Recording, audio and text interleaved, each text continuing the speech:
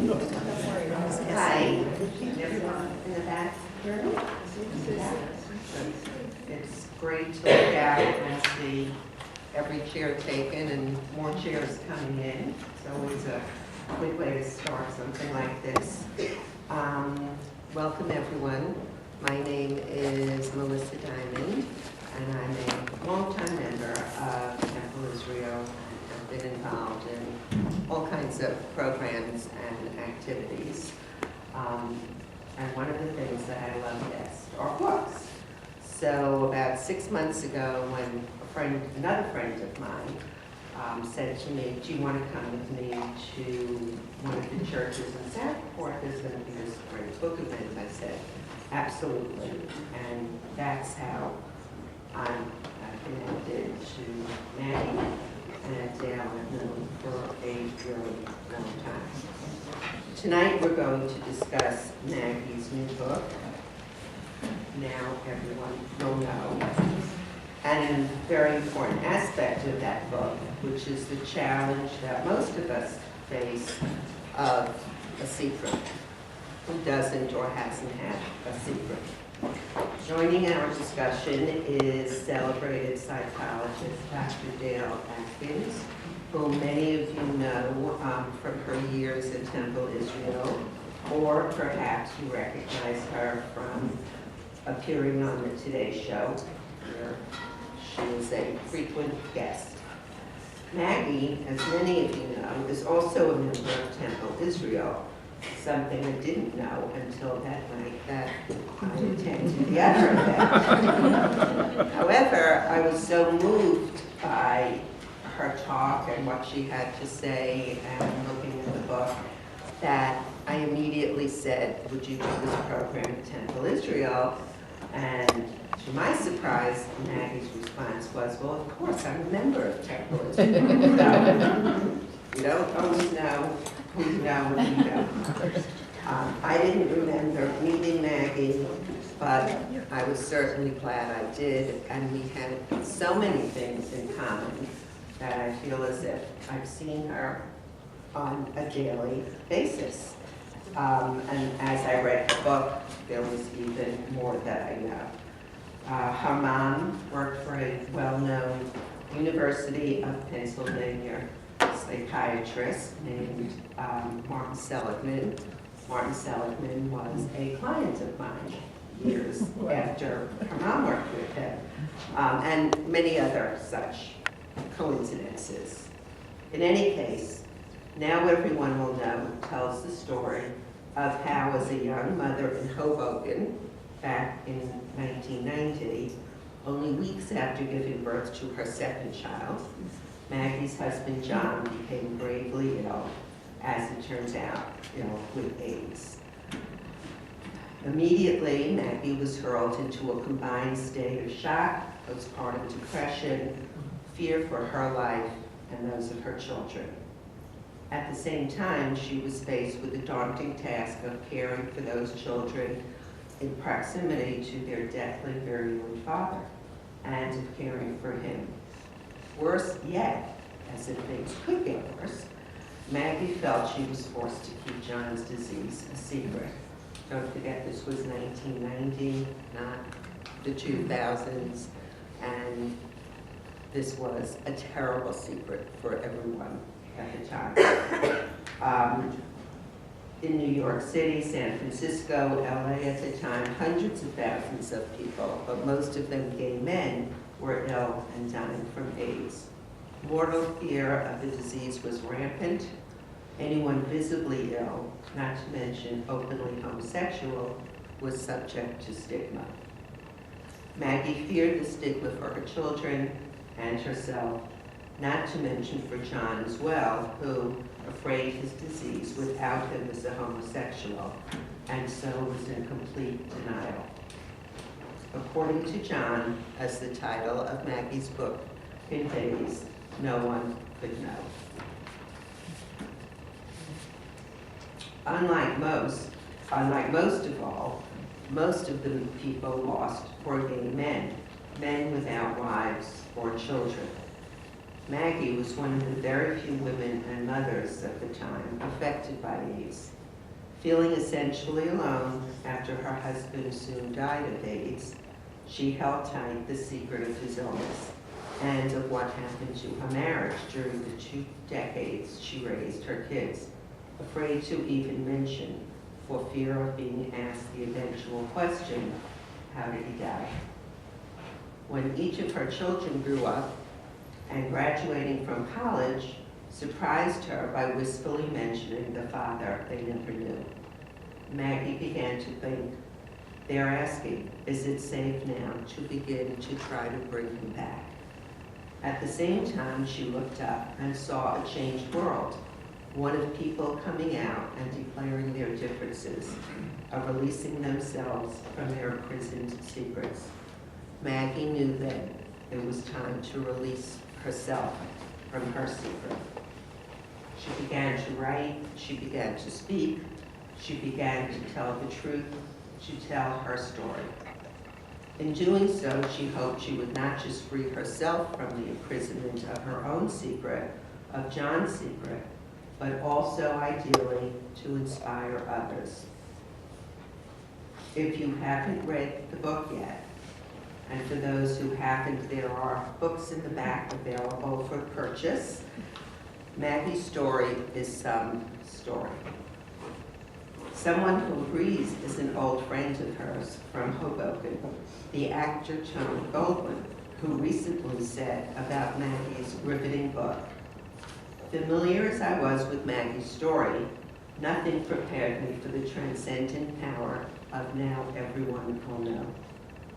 Maggie's unflinchingly honest memoir of loss, grief, and ultimate triumph of self-discovery is a book for anyone affected by the plague of AIDS, anyone who has struggled to process grief and make sense of the bewildering randomness of life and death. I wholeheartedly agree, and he is on my favorite TV show. I hadn't bring that in, sorry. Scandal. Appropriate. Yes, very appropriate. I wholeheartedly agree, and am delighted that Maggie is here with us tonight to talk about her book and the challenging issues of secrets in our lives. I'm also delighted that Dr. Dale Atkins is here tonight to lead our discussion. Dr. Dale, as she is widely known, is a licensed psychologist and the author of 6 books on social and relationship issues. As mentioned, you might have seen her on the Today Show and also on CNN, where she is a frequent commentator. Dale is also a contributor to Now Everyone Will Know. Dale will now begin our program, and I just want to thank Maggie and Dale for the honor of having a little piece of this. Thanks, Missy. Well, first of all, thank you everyone for coming tonight. It's really an honor for me to be here and seeing old friends and being in a space that has a lot of meaning for me personally. And my history with Temple Israel runs pretty deep, as many of you know. Among the many treasured memories are the connections I made in this congregation when Rob and I lived here, particularly as a member of our caring committee, which was chaired by Rabbi Mencher and Jennifer Cantor, and subsequently co-chaired by Diana Muller, who are members of Maggie's book group. So there's everything kind of connected. And also being a part of the Interfaith Stepping Stones project, which I think, Bob Silverstone, you were also a part of that many, many years ago. It was run by Alice Chuchka many years ago. And of course, I guess the highlight for me was experiencing our family's major life cycle events in this community. The highlight for me really was when I legally and officially adopted John and Josh, and Rabbi Orkan, the then rabbi, gave us a blessing after services one evening right down the stairs on the Lima. And he also officiated at their marriages. So Temple Israel, for me, is a very special place. It was at a dinner party hosted by other Temple Israel couple, where Maggie and Dave were also in attendance, and that's where Rob and I met them. A secret at that party brought us together. Ironically, it's that very same secret that is the reason that we are sitting here now. And secrets can do that. They can bring people together, and secrets can cause deep divides among people. I'm really pleased to be here. It's an honor to be with Maggie, and I'm pleased to provide a bit of professional background on Maggie. She is a veteran of the publishing industry, as many of you know. She worked for more than 2 decades in publicity and marketing at Bertelsmann, Scholastic, and Abrams Books. And Maggie has also performed as a singer at such Manhattan clubs as the Laurie Beachman Theater and the Metropolitan Room, and I can tell you that she's fantastic. And I don't know if there's going to be a little cabaret after tonight. However, I encourage you all to go and hear her when you have the chance.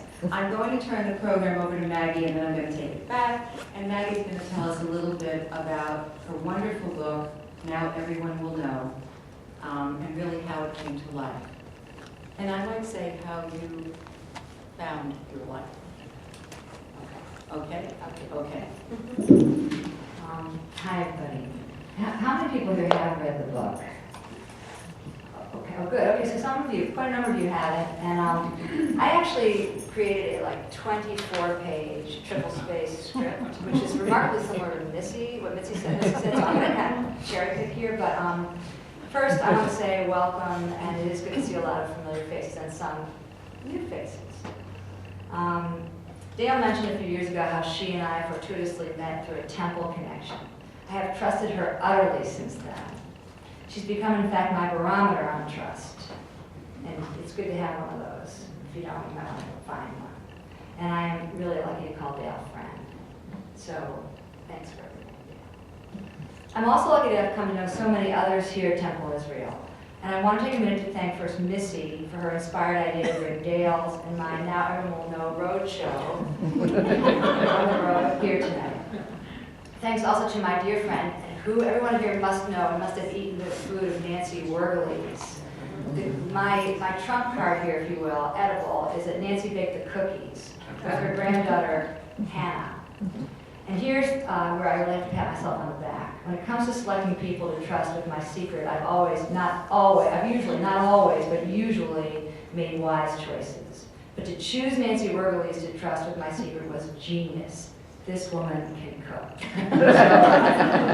I would hightail it over. I want to also thank Lisa Goldberg, Temple's executive director, who's standing back there and helped put this together, and its director of programming, Brian Mearman, and the terrific staff who set up. Let's welcome Rabbi Michael Friedman, who just came. I was about to thank. That's such perfect timing. It's divinely. Thank Rabbi Michael Friedman, who will be joining us shortly. And Rabbi Emeritus Bob Orkant, who really helped me some years ago when we first moved here and my children were little with this secret that I sort of carried along. I didn't dream about, go ahead, talk I didn't dream of writing a book about the demise of my husband and young marriage, let alone speak about it above a whisper in a ladies' room, until about 7 years ago when both my kids left home, grew up, left home, and I felt I no longer needed to protect them. Now I know several people here have not read the book, and I know that Missy gave you a pretty good overview. So again, in 1990, my husband, John Andrew, was a pretty senior Wall Street Journal editor for a young guy, was diagnosed, and just after our son was born, about 3 weeks after our son was born. He had been ill with little things, and we didn't think it was in any way, shape, or form AIDS.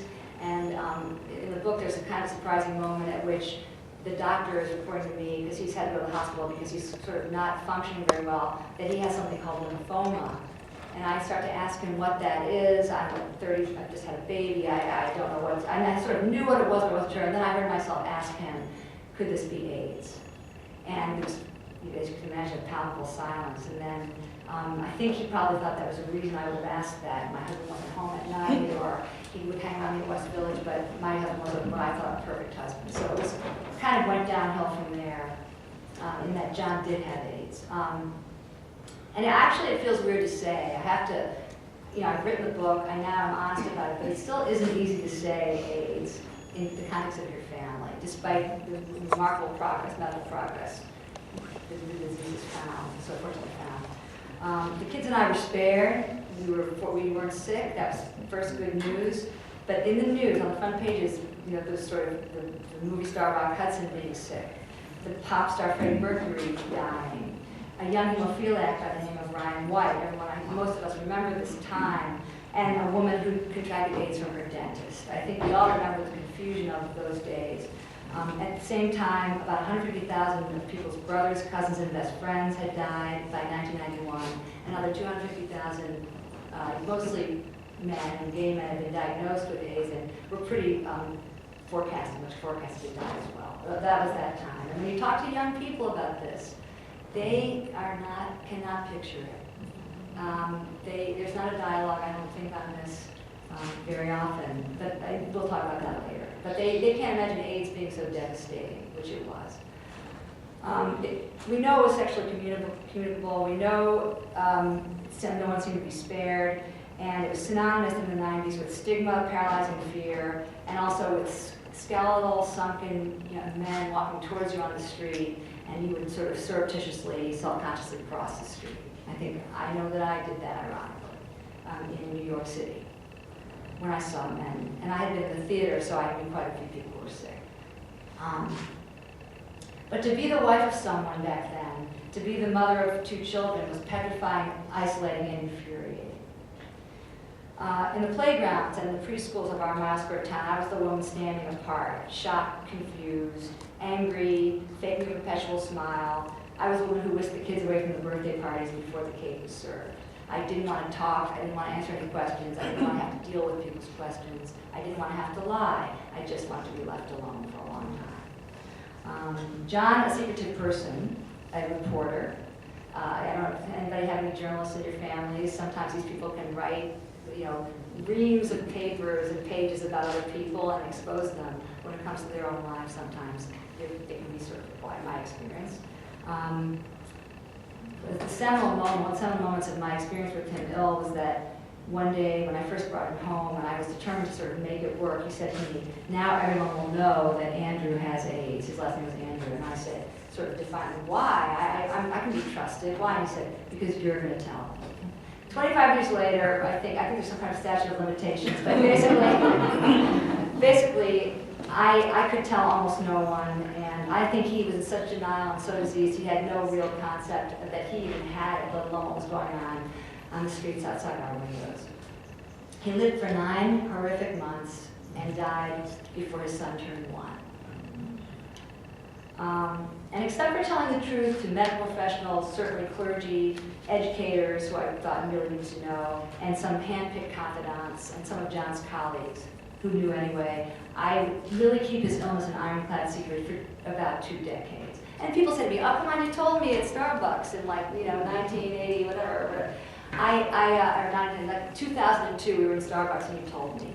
Occasionally I would feel like I could trust someone and I might share the information, but I always considered it a mistake after I did. I always sort of thought, I shouldn't have done that. There was an immediate sort of recrimination. We tried to make life as normal as possible as I choreographed it. We had a dog, we had a puppy, we had a white picket fence, we moved to the suburbs. I met Dave Evans over there selling books, who was a fabulous pinch-hitting father, and life kind of went on. And at the same time, I had nothing to do with AIDS as it evolved. Anything of the movement, anything of the grieving, anything of the galas or walks. Though I certainly could have used community. And I have to say that now that I have found a community, because I have joined some groups of mixed orientation couples, although I'm not in one, but I was, and AIDS is sort of crops up there too even today. I realize now that one thing I will say before we talk to the experts that I think you do need is community when you're struggling with something. I did not have that as a woman dealing with AIDS. So I stayed apart from AIDS. I detached from it, and I also detached from the memory of my husband, and especially always fearing that question, the inevitable question: how did he die? I was uncomfortable lying about that, and I didn't know what to do with that. And then, not telling the truth, keeping the secret became easy. It's so much easier than trying to decide to tell the truth. And I went on for a while with that, but then also, as the years passed and I got older, and certainly the kids got older, it began to sort of, seeping in was the idea that I didn't want to keep this a secret anymore. I didn't want to deny my narrative, my story. I didn't want to stop my conversations with people and talk and leave like a hole between when I got married in 1986 until, the whatever year, endlessly. Yes, I had been married. Yes, there was a father of my children. This began to occur to me, and about the same time, my two kids graduated from college, and each of them, and neither had known their father. One, my older child, her father died when she was 3. Mentioned their father at the point of their college graduations. My daughter had gone to his college and said, I looked at the class of 76 and said, where's my father? And my son had cried up on the podium at school in LA. And I thought, I think it's time. And I decided it was time to start to remember John. And I kind of danced around for a while. I took some writing classes. I took some singing because I would sing I remember I sang the Who's No One Knows What It's Like to Be the Bad Man Behind Blue Eyes. John had bright cornflower blue eyes. And this was sort of my way of, the metaphor, the use of the metaphor. But I was really sort of afraid of putting the story out there. And then I would sort of read the newspaper, and I would read or watch TV and see, LGBT and gay marriage and people coming out right and left saying, this is who I am, this is my story, and I'm sticking to it. What's yours? And I thought, mine's a secret. Mine's a weighty secret, and I need to unload it. And so then I began to write, and I began to really take and when you read the book, and I hope you do, you'll see that I had a day, my dance card was filled with AIDS events. I saw How to Survive a Plague. I went to the 25th anniversary of the Normal Heart. I watched Angels in America for the first time. I'd never watched all 6 hours of the HBO series, and I was certainly riveted by that. I practiced saying husband, death, and AIDS in the same sentence.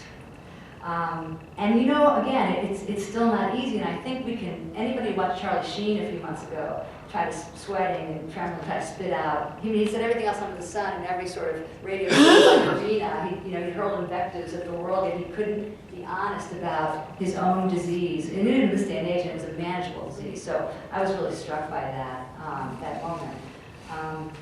I'm also in, as I said, a group of terrific people in mixed orientation marriages, and of course some divorces that result from that. And people who are affected by AIDS in those marriages really are comfortable talking about them beyond the sanctity of our group, it seems to me. There's some people here who are in the group, and maybe they would differ with that. That's what I think. Okay, so AIDS is a very tough secret, but it's not the only one that's hard to reveal. I think we all have them, and especially a long-held secret is really hard to expose. And having read this book, how many people here have written books? I think we have some writers here, I think. When you write a book and people read your book, it's so exciting. And when they like your book, it's even more exciting. When they relate to your book, it's even more exciting. And so book clubs have been soliciting me to go and meet with them, and I'm really liking that. When I sit down after the wine, all the conversations about who's doing what, which is about 2 hours worth. I go around, I ask people to tell me about themselves, and also if they relate to the book, to ask them how they did. And recently a woman at a book club took me aside and said, I loved your book because I have stage 4 cancer. And what she didn't say, I knew, that this had been a painful secret to keep, and she didn't want to anymore. And that was the way she related to the book. And then at these book clubs, there are also people who can't really, as we go around, they can't talk. They tear up. They feel they're in a safe place, but they still can't trust enough to talk about the secret. And so this has driven home to me that this is a universal issue. I know the questions that run roughshod through these people's minds. Why do I need to tell this to people? Is this the right time to tell it? Is there a right time? What will happen to me if I do tell it? Who will I hurt if I do? And on and on. In his book published in 1996, Breaking the Surface, Greg Louganis, who, as most of you know, I think, is an HIV-positive Olympic diver, wrote, "Secrets isolate you." And by the way, he just made it on the Wheaties box today. I thought this was a very perfect time. Sort of serendipitous mention of Greg Louganis. Took a long time, yeah. Secrets isolate us. They challenge us. They can upend us. They can keep us in bed for days. They can shut us up for years. They can ruin our relationships. They can drive us to drink. They can drive us to worse. It doesn't have to be a secret remotely connected to AIDS. My story about that is just our starting point here tonight. I'll now turn this program back over to Dale and Rabbi Michael Friedman, who will talk to us from their expert perspectives about the challenging topic of secrets in our lives. Dr. Atkins, Rabbi Friedman, take it away.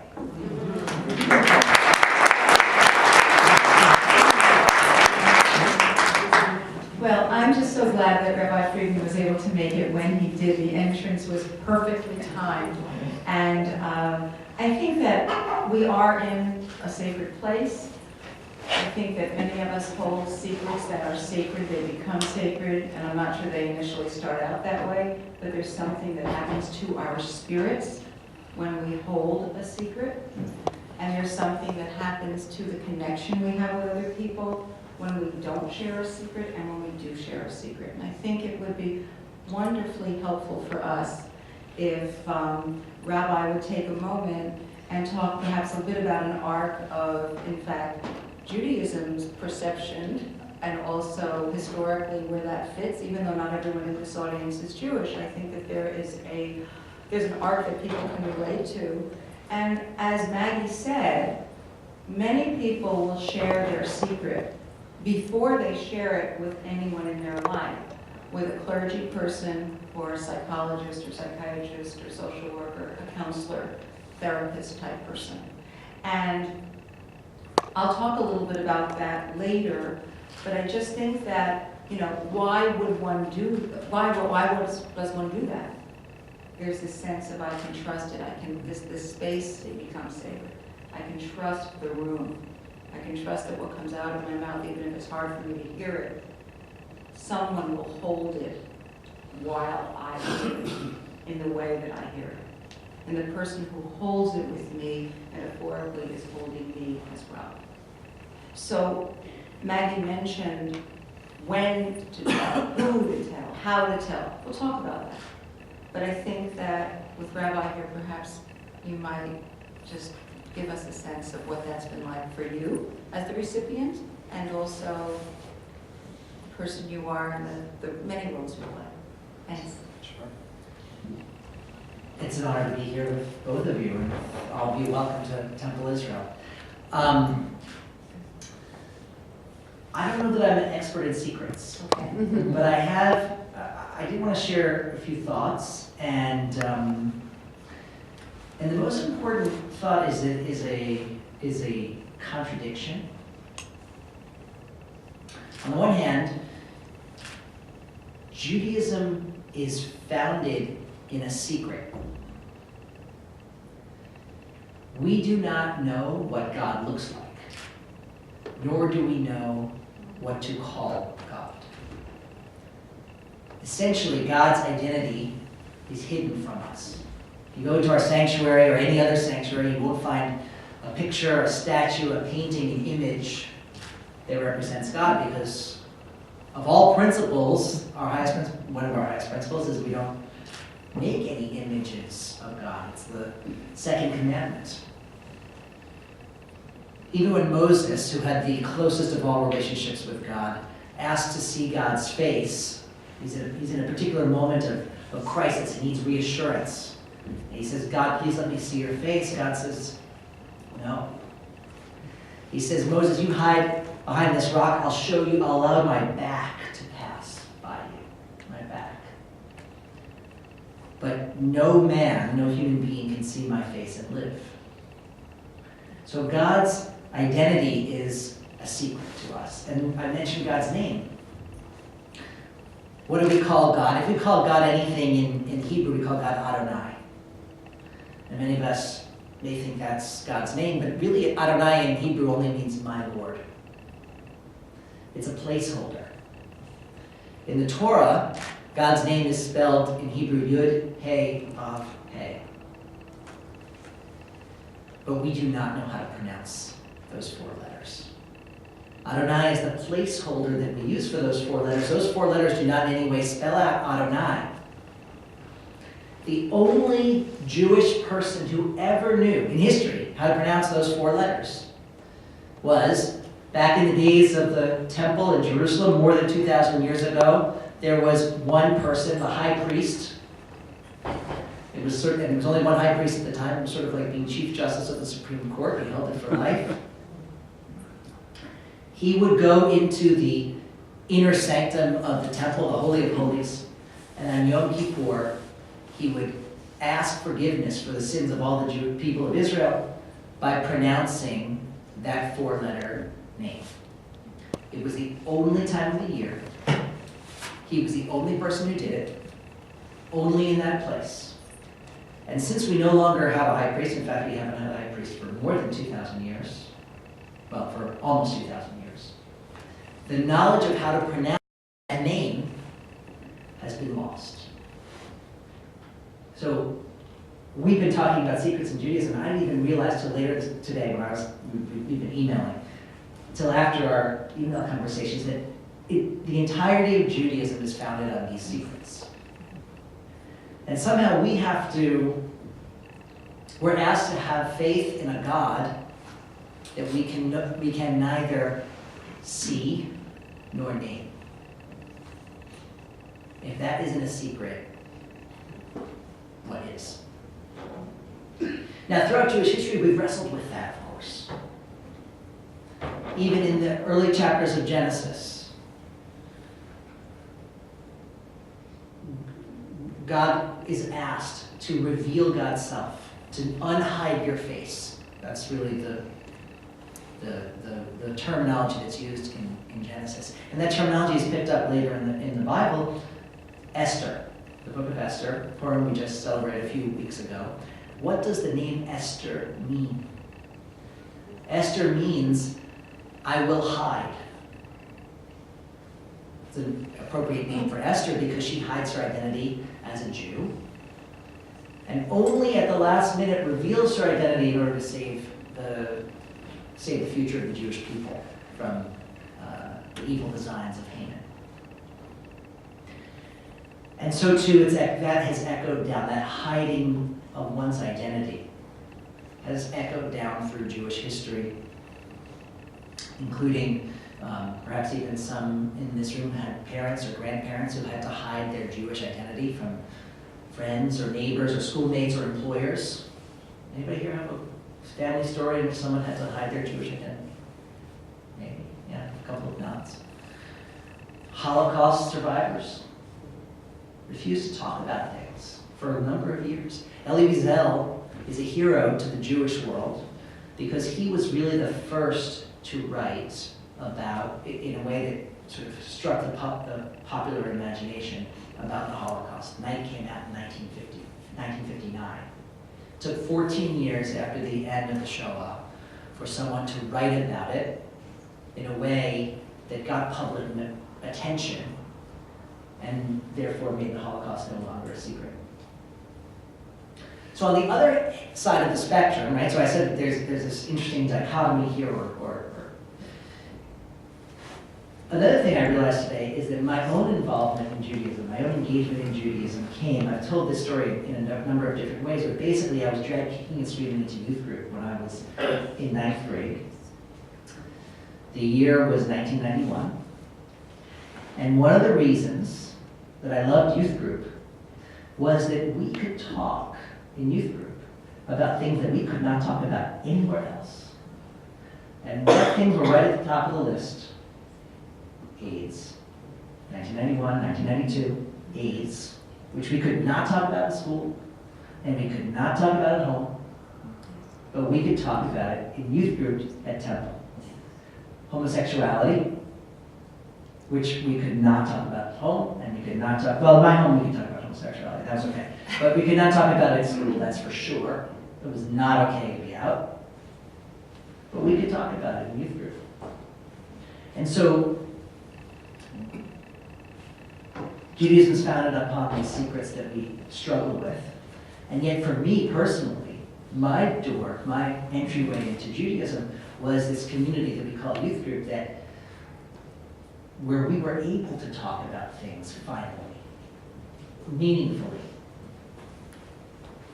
Excuse me. And my picture of a Jewish community, at least the Jewish community I'd love for all of us to create here at Temple Israel, is a community where we talk about the things that are most important to us, even if they're hard. Well, I should say especially if they're hard. Now, I'm grateful as a clergy person that I'm not a Catholic priest who has to take confession. That seems hard, because then you have to carry someone's secret. And whereas there are certainly times when individuals have shared important secrets with me. It's not the same as confession, as I understand it. Right? They're sharing it because they're beginning to tell others. I'm not the only one that they're telling, as opposed to, this is a secret that I can give to my priest and he will hold it for me. We take confidentiality, clergy confidentiality, very, very seriously. And at the same time, because secrets are so burdensome, I view part of my role as helping individuals become comfortable enough, helping them understand that this community wants to support them and love them, no matter what their secret might be. We will find a way to support and love you here at Temple Israel. Thank you, Rabbi. I think that's a wonderful segue to, and bringing in Maggie's comment about the importance of community that she didn't have and now has found 25 years later. And that community has to be one where there's a lot of trust. And if someone tells someone something that's really important to them and changes their life, to be able to understand that someone is going to hold it, again, that image of holding information. What is the obligation of the person who is holding your secret? That's a whole workshop, by the way, of what do you do when someone tells you something that you don't necessarily want to know. They need to tell, but you may not need to know. And then you know it. And then what are you supposed to do with it? And it can be extremely complicated and affects the relationship. But you kind of say, I'm not going to let this affect the relationship. So then what do you do with the thoughts that you have about the secret? The secret that someone may have shared with you that perhaps they had an affair, or perhaps that they did something illicit in business, or perhaps that they went to jail, or they have a child somewhere. There are lots of secrets that people have. Every family has its share of secrets. And every person in a family has his or her share of secrets, some of which they share with some family members, but not other family members. Now, not every secret is a bad secret. There is a wonderful, wise person in this audience tonight who, when she knew that we were going to be talking about secrets, said, I think that you have to have some secrets. It's very healthy. And in fact, it can be. For many people, however, holding secrets are often connected in their own minds with shame, with guilt, with embarrassment, with something that they feel they are going to be judged about by someone else. That somehow their character is going to be at issue. That if they were to tell someone, perhaps a spouse, something that they didn't tell them for 15 years or 20 years, that now, what does that mean about the nature of the relationship? But I thought you were an open book. I thought I knew everything about you. Now you tell me this, what else are you not telling me? What else do I have to be concerned about? Why did it take you so long? Did you not trust me? So it's complicated. It's very complicated. They have to do with privacy issues. They have to do with trust, openness. My perception of openness is different from your perception, which is different from yours. Someone can say, but you can trust me. You can tell me anything. I'm not so sure because you told me something about somebody else that I wouldn't want to know. I wouldn't want to be the person that you're going to tell somebody about me to. I don't know that I can trust you. I'm not really going to tell you that, but that's what I'm thinking. So I think that we have to pay attention to what we tell, when we tell, how we tell, and if you will, just maybe take a breath and think about a secret that you held and whether or not you told it, when you told it, if you told it, what the response was, whether you felt good about it. Maggie said, I did tell this person, I wasn't so sure I should have done that. So kind of once the cat's out of the bag, you want to stuff it back in sometimes. Or the cat's out of the bag and then somebody else decides to share your secret. Do they have an obligation not to? Did you make them promise? Did they honor the promise? Oh, it's been a while. You know, I'm going to tell my husband. He knows everything. He's not going to say anything. Well, I didn't tell you to tell your husband. I didn't tell you to tell your sister. So it's complicated. I think that Maggie shared that she decided to tell her kids at a time when each of them was in the cusp of their own adulthood. They were graduating, and that period of college really resonated, not only because Caroline's father, yes. I actually told my kids when you're right, Dale, they did talk about their father together when they very rarely talk about it. I told them when they were age 5. I'm sure that's something people are wanting you to tell your kids. Yeah. And because that was the age at which I thought each could understand the concept of this disease. That you could not, here's why you can't tell people. And there was an incident, and it's in the book, but why not? There was an incident, my kids went to terrific public school in New York City, and they read the book by Jean Montesami Ash that she made for her daughter Camera about Arthur Ashe, who died of AIDS. And at which point my daughter was 5, said, my dad died of AIDS. Clearly she knew. Kids pick up, whether I had actually before then articulated this. And then the teacher, who was very sensitive, and I discussed the best way to teach Karen and her brother how to handle this. It's an issue for a lot of people, and I think that's probably a question and answer thing. What should you tell kids? When do you tell kids? And how do you tell kids about a secret in a family? I also want to say one more thing. In terms of community, I found a community, a like-minded community, recently through something called the Straight Spouse Network, where a lot of people were wrestling with some of the issues I had with a husband who died of AIDS. But I had communities all along the way, actually successfully finding people who I did learn to trust in. I had a group of runners in Hoboken, I write about this in the book, and 2 of those people were ministers. And one of them is Robin Hodgkins back there, is the husband of Peggy Hodgkins at Trinity Southport Church. She was my friend. And the other woman was a minister in North Salem. And we ran, they gave me the counsel. So, you find people, you're also a runner. So look for your running clergyman. Great time in her life. Yeah, anyway, so I just want to say the community, and also my kids sort of told me at their graduation, but then my mistake was to think that they then wanted an onslaught of John's memorabilia, and let's sing the songs John sang in camp and all this, and they were like, we're going to do this on our own. My attempt was then to sort of Photoshop a family back together, like paste everybody in and say, this is who we could have been. And they were like nothing doing. And I had to learn to respect that and realize they were right. We didn't share the relationship of a family with John. He was my husband, but not really actively their father. So I've learned a lot from this. And anyway, okay. Yes, Rabbi, I think you wanted to say something. No. So if you all thought of a secret, I can't really remember that.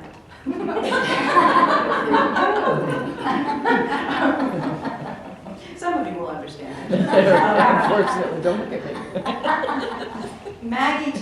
Maggie's children talked to her around the graduation time.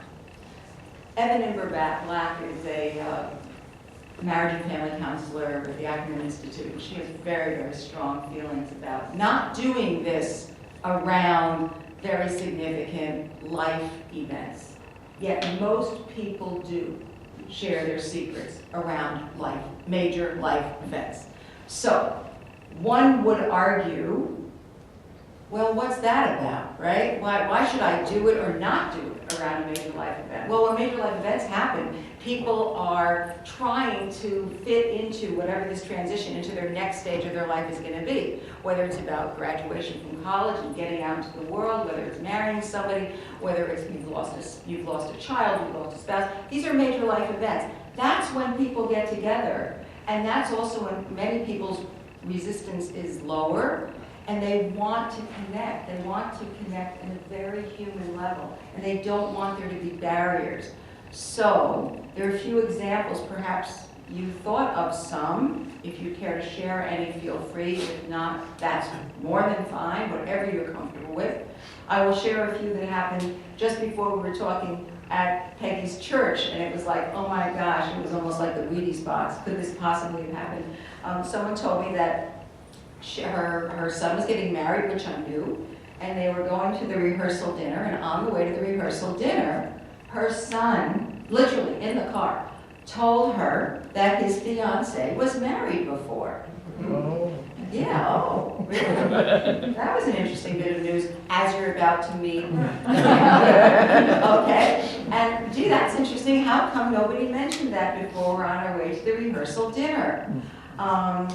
It's a question, right? It's a question. The timing was interesting. A 12-year-old boy who stays with the neighbor while his parents are working and has been staying with the neighbor for months and months, casually overheard the neighbor say, you know, your brother and sister really aren't your brother and sister. Okay? 12. What? No, your dad was married before and she died, and the mother you think is your mother, but not the mother of your brother and sister, and I can't believe that your mother never told you that. Well, when the mother came home from work with the father, can you just imagine what that scene was like? So here's this 12-year-old boy who now hears that the family that he's grown up with, it really was his family. Now, Rabbi mentioned the Holocaust. There are lots and lots and lots of situations, not just related to the Holocaust, where people have lost families, and they begin new families. And then at some point later, they find out that there's somebody else that they didn't know about. Why was this a secret? And of course, for all kinds of things, particularly suicide, people say the person didn't die of suicide. They died of cancer, or they died of something. So then you have a family that is then, as 5-year-old children, this is my story. This is the family story. But gee, that's really not the story, because somebody's going to say, well, that's really not what happened, but that's what this is what we say. And many years ago, you couldn't say cancer. So, my mother is an example of this. Not until recently, when I was asking our family history, my mother's 94, God love her, she said to me, I always thought my mother died of a gallbladder attack. It was pancreatic cancer. But nobody told her until she was much older.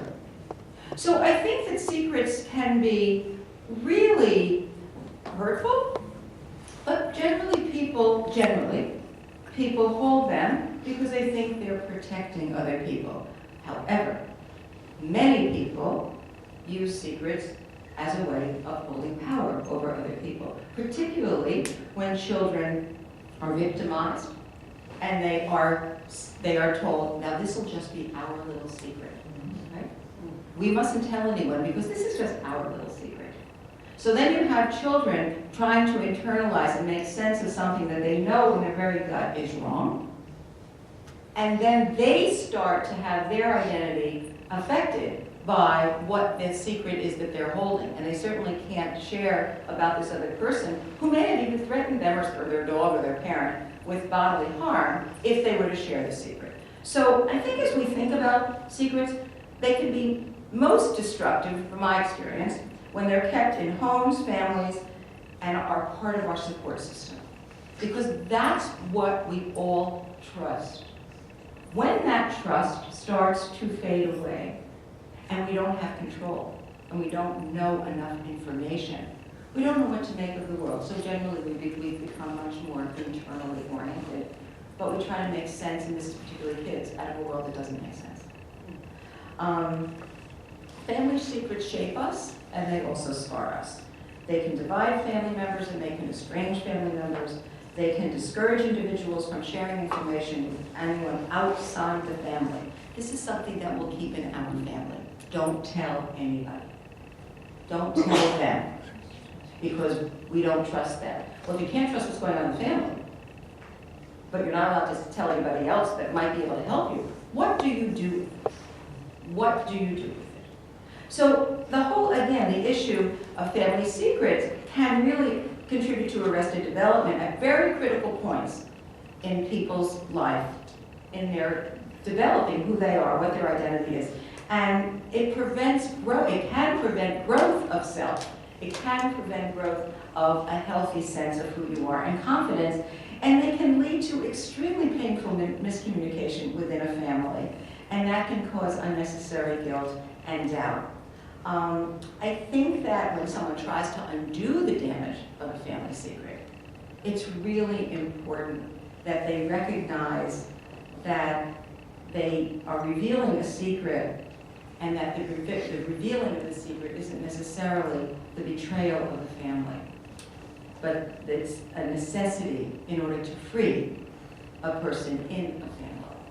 But not everybody in the family is going to perceive it that way. So there's always a risk, there's always a consequence, there's always going to be fallout. And if you're alone, and if you don't have someone who you trust, and who you feel you can really be yourself with, it can be very complicated. Before I turn it back over, I just want to say it again, it sounds like it's true, but it's not. Not all secrets are destructive. I mean, you know, any of you who've had siblings always have secrets. Again, you know, from their parents. I mean, they have to, right? How would you grow up? How would you learn about anything if it wasn't from your sisters or your brothers? But there are also siblings who keep secrets about the family. And then they have to figure out how they support each other in keeping those secrets. And this is one of the reasons why in families that are living in tremendous chaos, often the sibling relationships are so strong for so long. And those siblings may really not have much to do with each other when they grow, they have their own lives. But yet they're bonded by survival from a very, very early age. And their respective husbands and wives don't have any idea why they still feel connected to those people, but they are so bonded. And it was really for survival. Okay, so let's segue back into Maggie. Well, I feel like, I mean, I would love people, does anybody have any questions, or does anyone want to say anything? I certainly could, despite my husband trying not to he even thought talking for a period of time, I love to talk, so I could be here all night. So does anybody want to ask any questions or say something about something in his or her life? Yes, Betsy. So I should have really like familiar with my That's okay. Is it time to play yet? We have some part of my community are local ballet dancers, and this is from my Yes, it's time. Yes, to it's time to play. So I don't want to ask a question because I'm too late to hear the earlier part, but I just wanted to say how much I respect you for what you've done. Well, thank you. You know, based on just picking up where Dale left off, you know, it is a tough thing. I can't say that some of my family is that happy that I wrote this book. So just so you know, I mean, it was a decision I had to make. But I want to say on the flip side, a very positive byproduct of coming out with this information about myself is that I have a brother who is, I always knew was disabled. He's older than I am. And I don't know if anybody read the book by Andrew Salmon, Far from the Tree. So Andrew Salmon, if you haven't, has anybody read that book? Yeah, it's a very interesting book. He interviewed, I guess, hundreds of people, and there are sections on everything from deafness to mental disability to handicap and homosexuality. And I was a sibling of someone who my parents would never allow that there was anything wrong with my brother. He was slightly older, so I always knew there was. And so when my parents passed away about 10, 11 years ago in rapid succession, I, with Dave's help, it was a really big undertaking, had Bill tested for disability. And he was very willing to go, which surprised me, because he had his father, he didn't want to be different, and he was disabled. And it's not a secret for us anymore. And it was a little late in the game. This was another different time situation. I write this in the book sometimes. It was a different time in the 60s, 50s, and 60s. If there was so much too much inclusion. So Bill has a different life now, and I can go into that. I don't know if anybody has anything like this in their families, but I've had a lot of different situations to deal with. And the biggest, once I dealt with the biggest one, which was this, I was able to move forward and address some of the others. That was my experience. And despite some of the pitfalls, that quite honestly, some people don't want you to talk in your family. They'd rather you didn't. It's their story too. They, don't include them. Don't even do it sometimes. Or they might tell you to do it, not encourage you, and then they sort of, it happens, and they don't really want it. They can't accept it. This is hard in families. Some people perceive it as being disloyal, and disloyal to the name of the family, to the culture of the family. And when you are viewed as a person who's stepping out of that to tell your story, to air your dirty laundry, all those kinds of phrases that you may be doing for whatever reason. Not everybody's going to have a party necessarily, and their relationship to you will often change. I do want to say also that what I've learned from some of the people I've met lately is in a very changed world, in a very open, happily open world. There's sometimes a partner. There's a celebration justifiably of LGBT, but there's sometimes a partner in a marriage who is not, who's straight, let's say, for lack of a better term. And that person is not supposed to reveal. They go through very difficult divorces with the other person, and they're not supposed to say why they were divorced. The partner says, don't tell anyone, these are men and women, what I'm doing, or about my relationship. Keep it a secret. And there's sometimes become threatening. So this is, in our world is much more fluid, and with that comes kind of people's untold stories, and I think that's been very hard for some of the people I know now. And if you talk about the situation, you can be accused of being self-serving. It's self-serving to tell your story. Why do you need to? So there's a silver lining to change in society, and there's also the inevitable dark side. And I think you have to kind of, when do you tell your secret? What is the right time? The right time, I think, is when you need to. And you are going to end up you don't want to hurt anybody, so you try to do it as carefully as you can. I know that even writing this book, there's a book by Mary Carr about memoir writing. She has like 10, maybe has like 10 rules, and some people subscribe to them and some people don't, but you try to hurt as few people as possible, because that's not the point. The point is to really, you want to tell the story to the best of your ability. And also what I did is I sent the book around to everybody I mentioned in it to get their sign off. That was, I felt like I had to do that. And all but one. The one doctor didn't wear a white coat. I wrote they wore a white coat.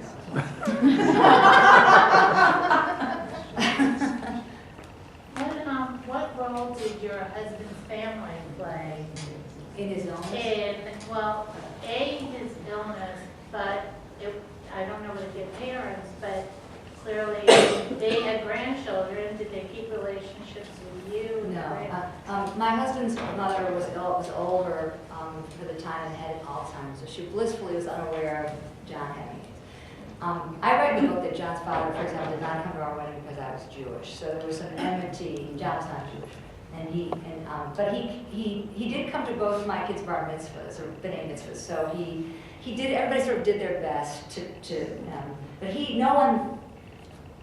I got tremendous help from my husband's brother and sister-in-law, hands-on help in raising the kids.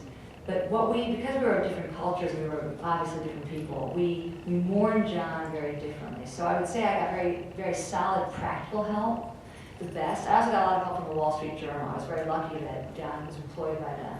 But in terms of emotional support, people want to remember John privately, people want to remember John silently, and not in the context of AIDS. And for me, that was okay for a while, as I explained, and then I couldn't separate, as W.B. Yeats said, the dancer from the dance. It was impossible to do that.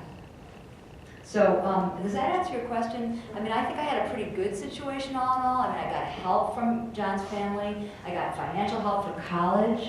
They were right there. Of course, I needed that. In terms of emotional help, I went to friends, I went to clergy, I went to anybody who I could learn to trust. I think people have all kinds, all over the map. I don't know if anybody knows anybody dealing with this, but families are all over the map. That's not really helpful, but that's what I perceive. I think it's people helpful are. when you know that. I think you need to know that and people change their minds also. They can be, they can abruptly change their mind once the reality of something like a book or a newspaper article is in front of them. Now, I think that the expectations that we often have for how people will respond are not necessarily what they in fact are in reality. And so we have to keep our expectations, I want to say reasonable, realistic. I would say try to have no expectations, and then you won't be disappointed. People do change. We all change. I mean, you didn't want to tell the story, then you needed to tell the story.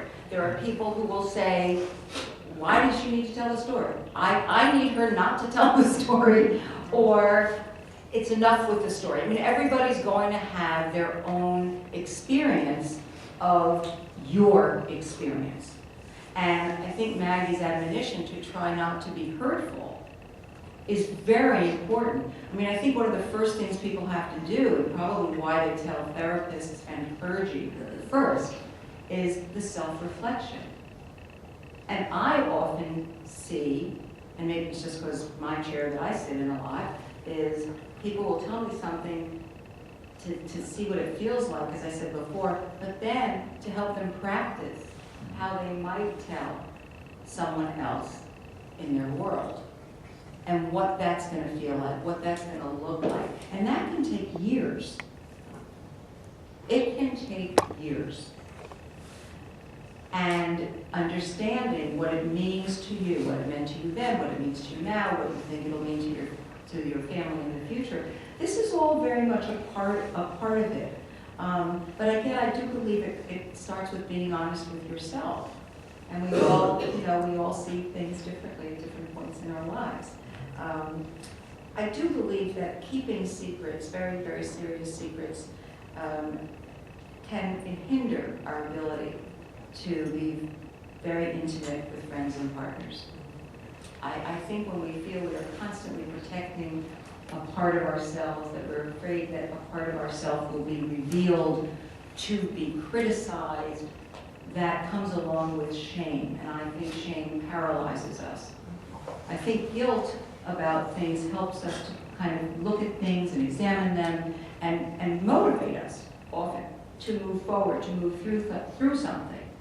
But I don't think that, in my own personal experience, I don't think that's what shame does. I think shame really decreases the chances of our being able to be comfortable, ultimately, with the discomfort of what comes along with the secret. Does that make any sense?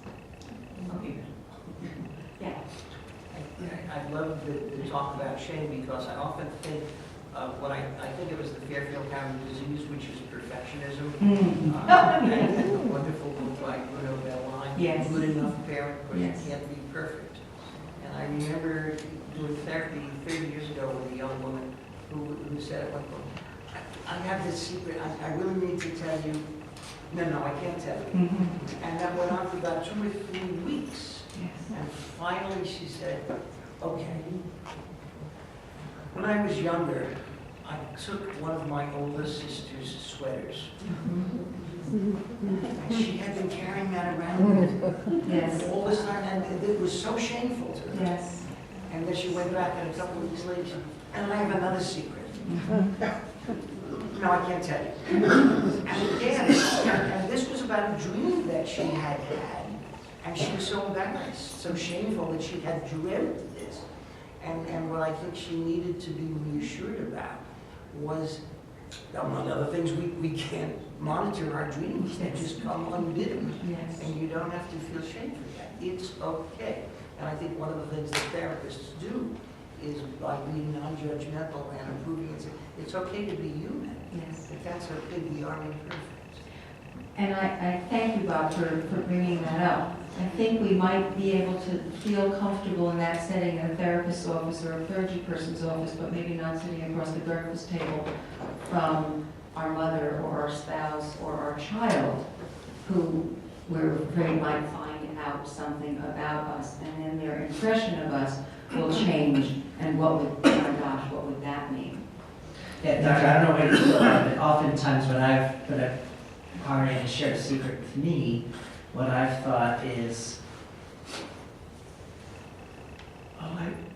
this really isn't that bad. I wish this person felt comfortable sharing it, because oftentimes I know the family or something, they would have the support. They would have the support, and it would be okay. And that's often my reaction is, oh, I wish this person felt. Anyway, but what I actually wanted to maybe ask both of you about, Maggie, you said regarding your brother, regarding AIDS, it was a different time. This is the time too. You think of the number of people who've been able to come out of the closet and say openly to their families, to their friends, I'm homosexual, I'm gay, I'm lesbian. We think of the number of people just in the last few years or months who've been able to say that I'm transgender. Now that there's a word for it, you know. And all those years, decades, centuries when individuals like that had to live with secrets or in the shadows. So on the one hand, it's been a time of shining light into dark places. On the other hand, social media has not, the way I see it, and I'm really interested to see how you see it, it's not so much that social media has revealed secrets, although sometimes, you know, well-known public figures have had secrets revealed via social media, of course. But for most folks, social media has become a platform to present a highly manicured identity to the world. That does not, it's a facade, and it doesn't reflect what is really going on in that person's life. I call it airbrushing your life on Facebook. Right. Well, as people have said, on Facebook, everybody's having their best day ever. That's why I think it's insane. So to what degree has social, even though it is a different time, and so many secrets are no longer need to be kept secret, which is great. There's a culture of a manicured or curated identity on social media. Goes to what you were saying before about, you know, the perfection. And will I be okay enough if someone sees me as I am?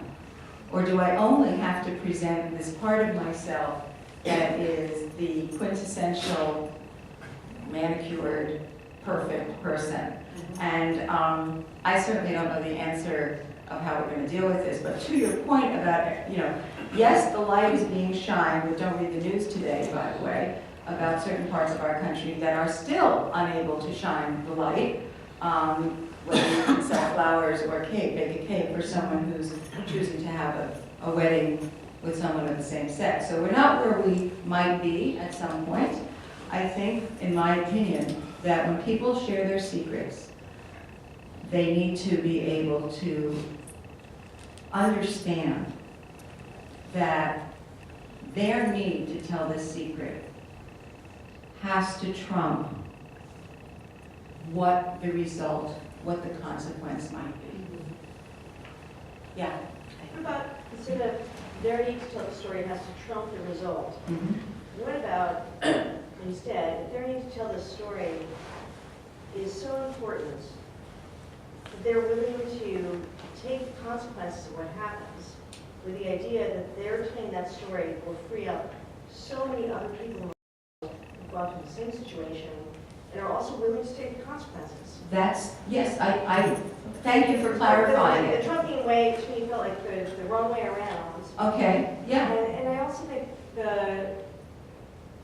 it's the whole thing where we're in a temple right now, and I like to think about how I'm a Christian, but I've been studying theology, so I in the Torah, in the Old Testament, in there's so many examples of the weak being the ones that actually bring strength to the community, right? I mean, it's from the very beginning.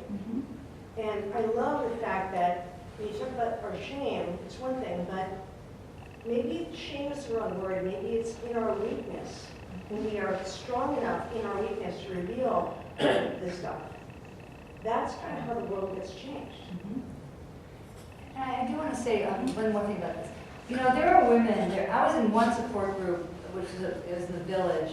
I was lucky to find it in 1990. It was a group for HIV-negative partners and wives of HIV-positive husbands. And the social workers around the group each had sons, and they were open about their husbands having AIDS and dying. And I look back and I saw one of them recently. And so they didn't feel the shame I did. And so I'm not exactly, you know, I'm not a poster child for, oh, the truth is, it did take me a long time. Yes, I was absolutely protecting my children, first and foremost. I think a lot of us would do that. But I also was very much, I was weak, I was ashamed, however you want to. I was ashamed of my marriage, and I was ashamed of being chosen by a man who was ambivalent. I had a lot of these things going on. So the path was circuitous getting there, and it was layered. You know, so I'm very proud of getting there, but it does take a while, and go 2 steps forward, 1 step back sometimes. Yes. It does. You know, you spent a lot of time talking about secret that you kept, and what about the fact that the secret was kept from you? Exactly. Well, which to me is a great irony, and I do write that throughout the book, that I was not told the truth. And I write about this, and I do have some friends who are journalists, because some of those people really were terrific to me, the journal people. And they never quite bought what I talk about, which is what I expect in our relationship, which is honesty. And I think it's an underrated, sometimes, quality or tenet, aspect of a relationship. We grow, we mature, in my opinion, in relationships. But I even when people in my house finish the ice cream and they don't tell the truth, I'm just like, come on. I am such to a fall about this now, because I can't. And I'm the opposite. You know, I'm like, tell the truth. But because I think that I was lied to, I was not told the truth. There was a secret kept from me. I also am sort of on the fence about how to regard that, as I've developed a good degree of forgiveness for John, because I think growing up in this country, if you were bisexual or homosexual, it was very hard to not be closeted. Very hard. At that time. Hard still, but, so yes, I was lied to, but there was a reason he did that too. So why don't we take a couple more questions about? There was the New York Times Magazine within the last 4 or 6 weeks had an article on work, and it was all about Google. And they talked about the successful and the less successful groups of people. And they talked about one unsuccessful group. And then finally, the leader of the group, who was an ex-Marine, said, because it had all been worked up to that point. And so he started the next meeting and said, you know, I need to say that I have stage 4 cancer. And it was quiet. And then a couple of other people shared some of their vulnerabilities. And subsequent to that, it was a much more successful group, because people acknowledged their vulnerability. They were not attacked for it. They were recognized. We're human. Oh, now we're together. And they weren't friends. Please. I read a book. Oh, I'm sorry. No, you, Alan. Okay. I read a book some time ago that really affected me, and I hadn't thought about it in a long time until you start talking. And that was a guy by the name of doctor at Yale by the name of Newland. Didn't have many secrets other than his real name is Noodleman. We're no relation. We're no relation.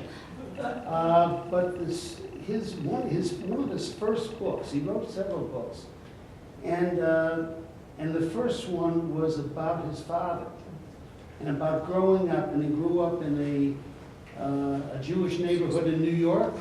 His father was nasty, mean, very mean guy, Eastern European, heavy accent, ashamed of himself, ashamed of his family.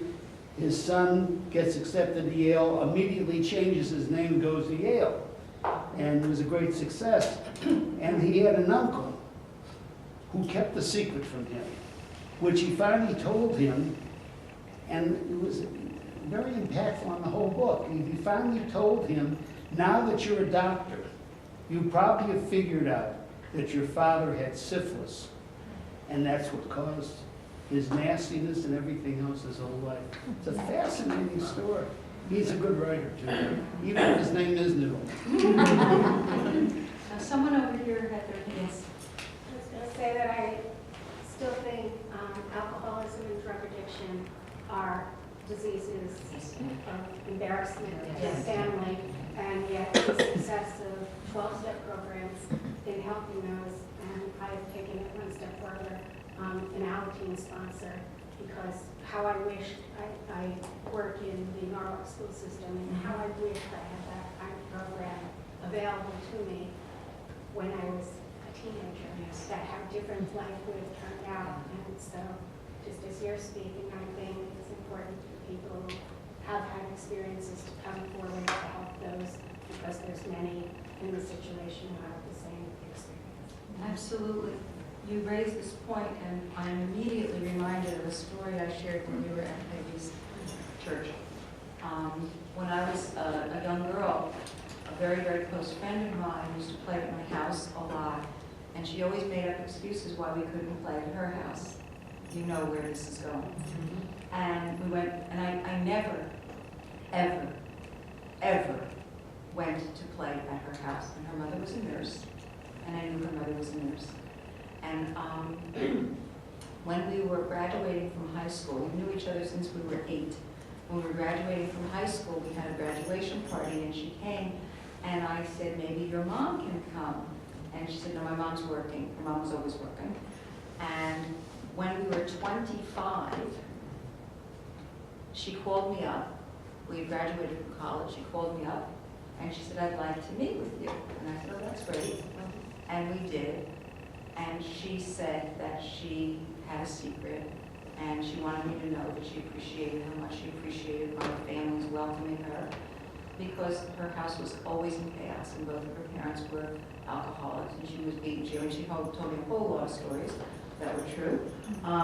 And she wanted to apologize for never inviting me to her house. And, you know, to your point, and to your point about, you know, if you had told it, you know, you could have gotten help, but she couldn't. How could she? How could she? And I agree with you. I think that to this day, people don't talk about a lot of things, because people are not going to be so warm and welcoming and open and say that's really okay. I mean, if you find out that the person you're going to marry has this in their background, you may think twice about, I'm not sure I want to marry you, so I'm not sure I want to tell you. And, okay. Thank you. Any other questions? Did anyone watch Downton Abbey? Just, you know, Downton Abbey was a really big moment when she has a child. Like, I haven't played that game, I can't remember anything. But the sister who has a child out of wedlock, and she doesn't tell the very man she loves, and he's more upset about her keeping it from him. That to me was a great example of the power of not. That was not, she almost lost the relationship, and that was maybe that was a little bit Hollywoodized or Londonized or whatever. But it was really it was a lesson, I thought, about him telling the truth. And I also saw the movie Trumbo. Trumbo was I saw that on a flight recently. I don't know if people saw that movie, but about the truth at the end. Yes, that he wrote those films, that he screenwrote those films. About telling the truth eventually. Yeah. Yes. If I just can comment on what Rory said, you're right. Even though light has been shown in dark places in certain aspects, it's certainly my experience in the Jewish community, there are still secrets that we do not talk about. Alcoholism is one, drug abuse, Sexual molestation, suicide, sexual molestation, for sure.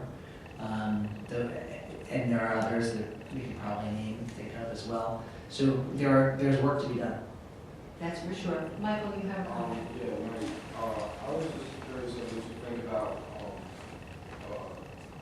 emotional shame in the context of interpersonal relationships, and how that is the idea of like deception almost. When one feels shame, Shame of their emotion for whatever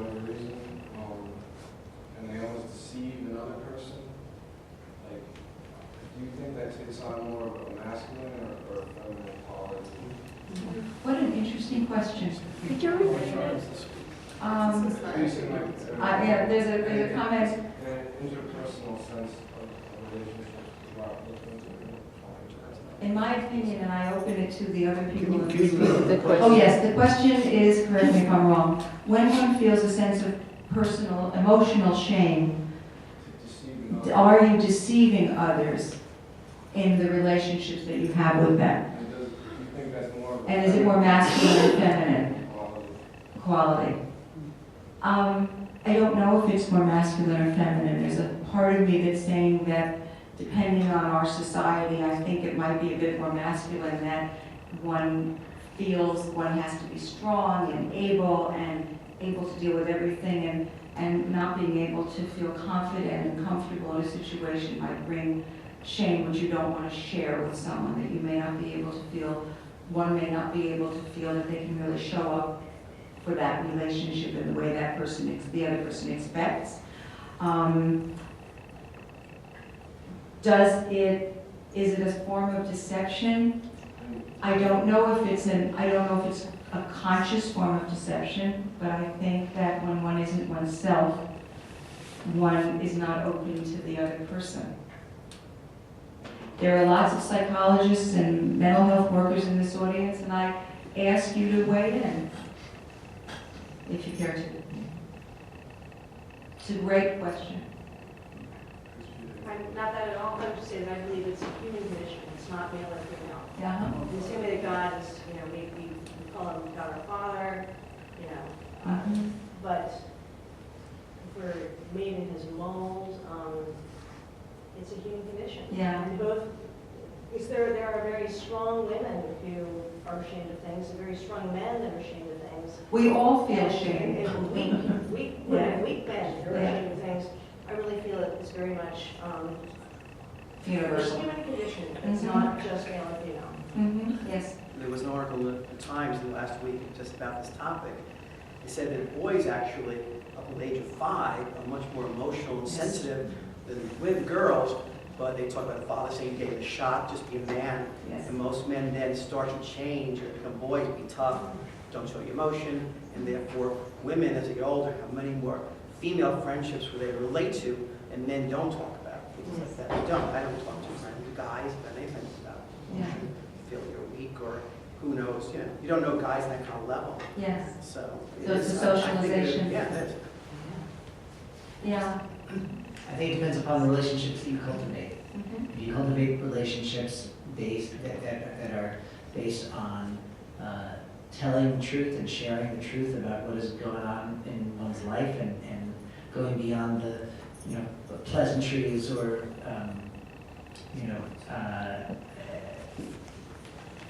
it is fully possible to develop Yeah, but on friendships average, for men or women. I think one man I would relate to my sisters and tell them secrets that I won't tell the guys. Yeah. I don't know, or female friends that have, but I won't talk to guys. It's not an unusual situation. So what you brought up, it's all That's right. tough, So that's right. So it's 9:15. How did that We happen? had so much fun. We had fun.